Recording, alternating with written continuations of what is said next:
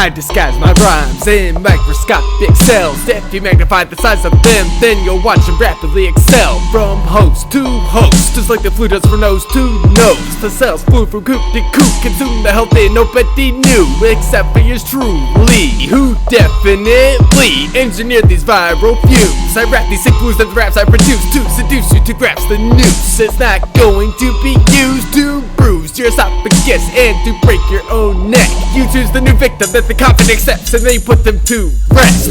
My music is often the best tool to use to complete this step. How this person construes your bruise depends on how well prepped your target for your arguments when it is their time to be relieved of the debts. Keep my words replaying on repeat to make them walk the plank of mistakes that their ego has made. Let me see underneath the world to read those thoughts that I created for them to contemplate.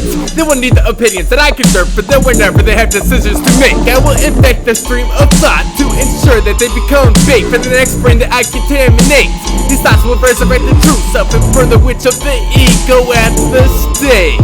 I am not offering an escape from life, to me death. I am turning hopeless days into the best ones that you have had yet.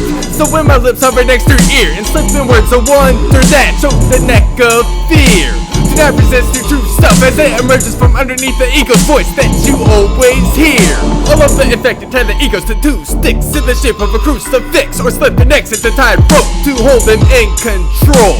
The raging mob line them up in pentagrams and other satanic symbols. A true self set the egos ablaze and hang them as plans so that they run rampant in the world of evil. These words of the virus are seen as righteous, but are actually infectious bits of dialect that have different meanings than what we would normally expect. All that I know is the way that we interpret his words is not correct. Understanding his lingo is not so simple. We as people need to make good and bad equal, and not put one or the other on top of a pedestal. Our true selves and egos need to reconcile. These words of power prevail, and the virus of letting go of the ego goes viral. The dreams that you have been promised are seldom seen, and are the products of the virus's deceit. As humans, we must not accept defeat. So please stop being a driver in the passenger seat. Speak your words as an individual instead of for what you believe. The dreams that you have been promised are seldom seen, and are the products of the virus's deceit. As humans, we must not accept defeat. So please stop being a driver in the passenger seat. Speak your words as an individual instead of for what you believe. The ego speak and they say we sealed our fate when we neglected to renegotiate and repeal the laws of hate that eventually dug our own grave.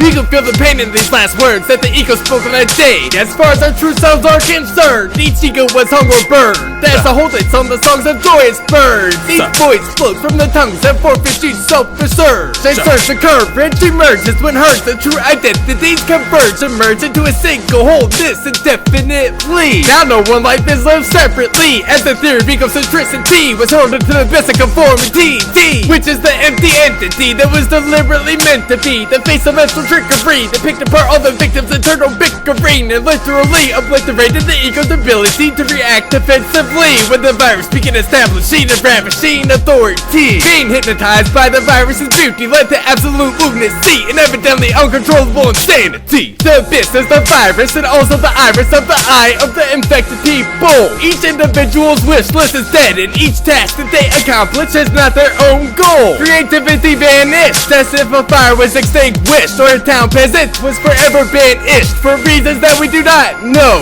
Now there is no such thing as unique, and no one has their own opinion whenever they open their mouth to speak. They all saw better days in their weeks and thought that letting go of the egos was the way to reach this need. Little do they know that the ego taught them to have personalities and inspired inspiration for unique ideas and to embrace passion passionately. When egos across the nation were let go, people gave up their personal identity.